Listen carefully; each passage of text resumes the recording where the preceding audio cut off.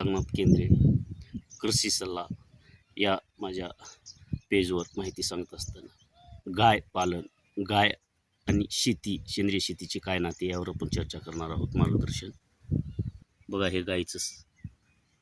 गाईचं हे देशी शुद्ध दूध आहे. बघा, फेस आलेलं आहे. हे आरोग्यासाठी चांगलं असतं. त्वचा सुंदरते, चेहऱ्यावर सुंदरता येते, बुद्ध्यांक वाढतो, आरोग्य वाढतं, तारुण्य टिकतं. हे दूध अतिशय, ह्या दुधाची मलई लावून जर आपण फेस वास केलो तर अतिशय सुंदर कुठलं प्रोडक्ट, म्हणजे गाईचा किती उपयोग, दूध असो काही असो. हे जे आपण देशी गाय पालन करतो तर ते देशी गाय आहे. तर हे गाईचं शेण, हे शेण गोमूत्र शेतीसाठी अतिशय उपयुक्त आहे. बघा, आता मी हे सकाळी सकाळी ताजं दूध पित आहे. अतिशय दूध चांगलं शक्तिवर्धक असतं, इम्युनिटी पॉवर वाढतो, पूर्ण आजार, कॅन्सर, हे कुठलेही आजार, शुगर कंट्रोल होतात. देशी गाईचं शुद्ध दूध पाहिजे.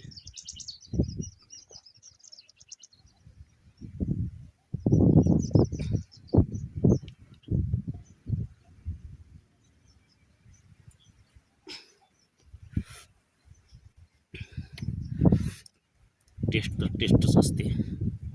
गाईला शेतीची एक जोडधंदा किंवा आर्थिक बाजूने, गाई विना सेंद्रिय शेती नाही. आपण पारंपरिक आम्ही जे करत आलो, शेणखताशिवाय जमीन जिवंत राहू शकत नाही, पिकत नाही. हे देशी गाय पालन आहे. शेतीचे आणि देशी गाईचे असे नाते आहे की बहीण भाऊ किंवा बहिणी बहिणी, ती काळी आई आणि ही गोमाता बहिणी बहिणी असतात. हे बी इथं बी गुरे कोट्यात बांधलेले. भारत देश हा कृषीप्रधान देश आहे, तसेच पशुपालन देश आहे. पशुधन, गायींना धन का म्हणलेलं आहे तर ते पैसा देणं. जसं भारताची आर्थिक व्यवस्थेचा कणा जो शेती आहे, तसं पशुधन पण आहे.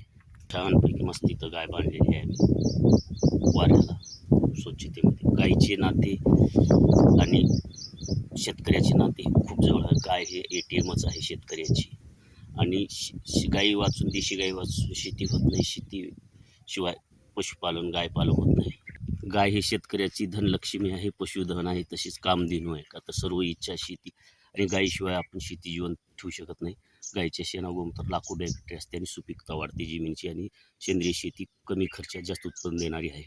तर हा जो शेणखत दिसतो हा प्युअर शेणखत आहे. पलीकड पण आहे त्याच्यावरती थोडं तण वापलेलं आहे. म्हणजे 40 ट्रॅक्टर आमच्याकडे शेणखत अवेलेबल आहे. आणि शेणखत हा सेंद्रिय शेतीला वापरून 2 वर्ष तर तो राबू द्यायचा. बगरासारखं किंवा चहाच्या पत्तीसारखं झाल्यावरच घालायचा. ह्याची ताकद 10 वर्षे, 6 वर्षे, 5 वर्षे शेतीमध्ये राहते.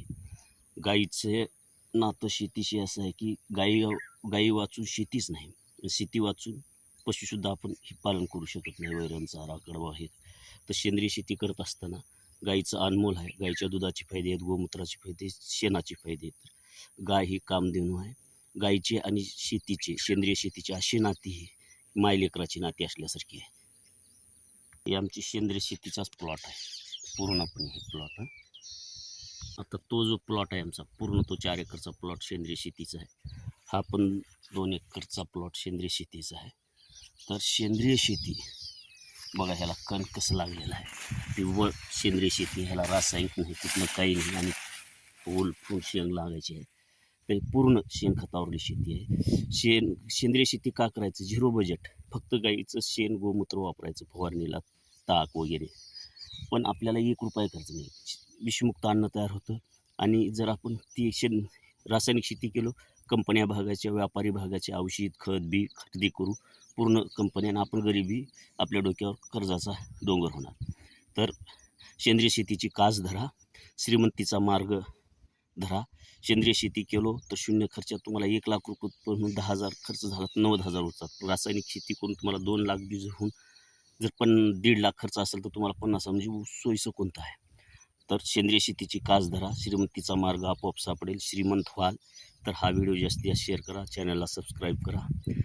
गाईचे आणि सेंद्रिय शेतीचे असे नाते घट्ट आहे की मायलेकराचे, बहिणी बहिणीचे असल्यासारखे. पेजला फॉलो करा अशाच नवीन माहितीसाठी. आणि उत्पन्नात 2, 4, 5 पट वाढ होती सेंद्रिय शेतीने. आणि अन्न, विषमुक्त अन्न, आणि आरोग्यावर ह्याच्यावर कुठलाही परिणाम नाही. सेंद्रिय शेतीची कास धरा, श्रीमंतीचा मार्ग सापडेल, श्रीमंत आपोआप व्हाल.